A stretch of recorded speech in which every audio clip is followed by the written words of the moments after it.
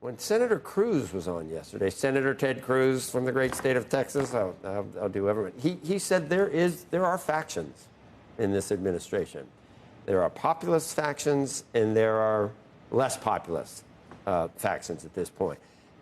And the president wants to help, I think, working class people. Look at the tariffs, look at all these things.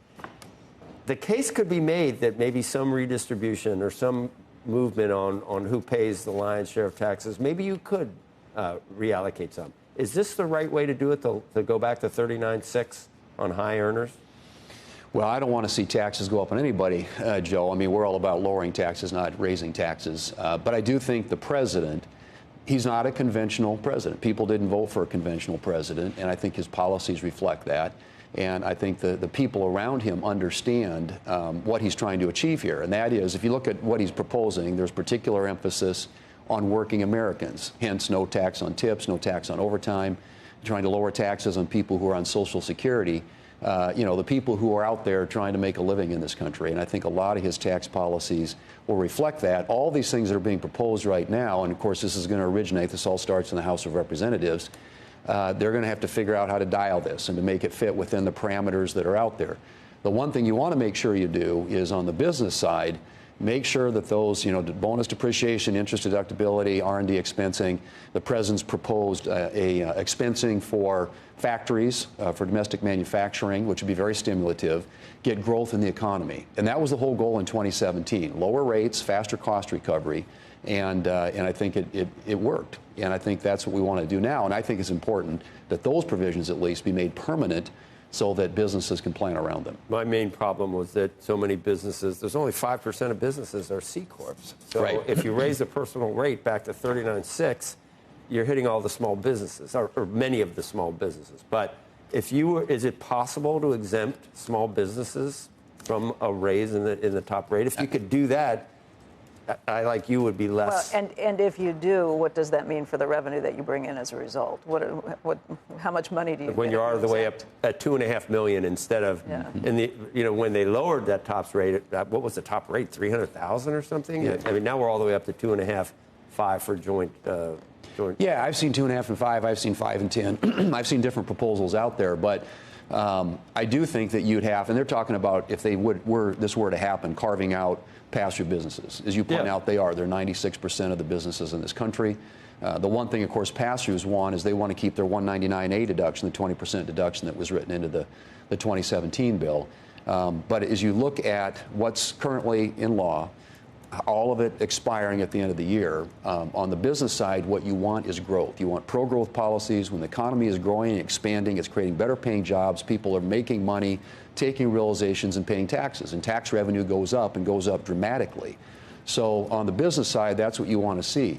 On the individual side, I think what the president's trying to achieve, again, is to help working Americans who are out there every day trying to just take care of their families. Senator, what you're talking about is extending the current tax cuts. So we're already living in a world where these lower tax rates are in place for the most part. You're talking about some new add-ons that go to help working Americans. But the growth that you're going to see from that, from just extending it, is probably going to be limited to some extent because we're already living under that tax regime. And second of all, you have a lot of people in your party who are very concerned about the deficit getting blown out. We're already in a situation where we're spending 7 percentage points more than we're taking in revenue. Yeah. What happens if you lower the tax money that you're taking in? And again, you want to help working Americans, but that's where the money is too, because that's where the broad portions of the population are. How do you manage all of that and not look like you're blowing out the deficit even further? Right, and I think the answer to that, Becky, is if you look at what is being proposed, and what I would argue is the thing that's different is permanence. If you do this on a permanent basis, Tax Foundation, for example, says you get another 1.8% GDP growth out of that, and that's a huge impact on government revenues. So you get more growth, you get more revenues. For every 1% increase in gross domestic product, the standard rule of thumb is about $3 trillion in additional tax revenue. So you've got to have pro-growth policies to deal with deficits and debt, and then you've also got to deal with restraining federal spending, which is the other objective, or one of many objectives in this bill that we're working on. But you can only do so much in the skinny budget where you don't deal with some of the long-term legacy issues like Social Security, Medicare, and Medicaid. And Social Security is not eligible under the law for reconciliation. You can do so much with Medicaid. President's taken Medicare off the table, but if you look at where the spending is, general fund spending, because both Medicare and Social Security have payroll taxes. About half of Medicare is general fund, about half is payroll tax, and most of Social Security is payroll tax revenue coming in. But net of payroll taxes, the big driver of federal spending is Medicaid. Yep. And a lot of that's because the states have figured out how to game it. And when you did the expansion, the states were suggested and incentivized. They were incentivized to do it. Obamacare, it's out of control, and that's where the money is. But a lot of those are red states where many voters are on those rolls. There are red states for sure, but you take a state like New York or California, they have really figured out how to game this. You know, they do things like provider taxes that they use to leverage to get more federal revenue, federal money coming in, then rebate the taxes to the providers. There are a lot of games that are played, and but I think there are things that most people agree on that are reforms like work requirements. I think that's something that generally, not just Republicans, but I think most people say makes sense. Yeah. But I'm sorry, Joe has used this statistic pretty frequently from the Wall Street Journal earlier this that there are $10 for able-bodied men versus $1.50 for women and disabled. Pregnant women and disabled. There are so many able-bodied people that don't. There are no work requirements that are gaming the Medicaid. But the rap is that Republicans don't have the intestinal fortitude to face the Democrats that are going to demagogue it and say you're cutting Medicaid and pushing, once again, you're pushing grandmother off a cliff in her wheelchair. That's what you're going to hear. Yeah, and they are going to demagogue it. I mean, that's what they do. And, when they had unified control of the government, House, Senate, and White House, they did 2 reconciliation bills, which increased spending by $3 trillion. And we have now, for only the 5th time in the last century, unified control of the government, House, Senate, and White House. And by the way, 4 of the 5 times we've had it's only lasted 2 years. So you really have to maximize your opportunity. But we have a chance to do something meaningful about spending and about this $38 trillion debt, which is not sustainable.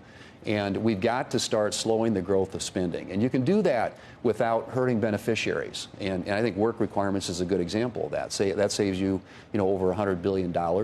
And there are some other reforms in Medicaid that I think you do as well. But you got to look at other areas of the budget and try and find let's start bending the curve down. You start bending the curve down, you get growth in the economy, more revenue coming in that way, and pretty soon this thing starts to look manageable.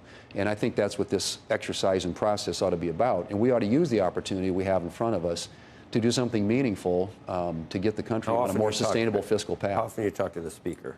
All the time. Is he going to go along with this raising the higher rate, you think? I heard he was pushing back. And yeah, I mean, I don't like. President sounds meh. I don't, and I'm not saying I don't think anybody's endorsing that at this point, Joe. But I do think I thought it was coming. As they look at this, there are decisions that have to be made about how to accommodate some of the things the president wants to do, some of the new things, and how to accommodate making some of these policies permanent. And I think, frankly, as I mentioned earlier, permanence is something that the economy would pick up on and say, this is pro-growth. This will create jobs and generate growth in the economy.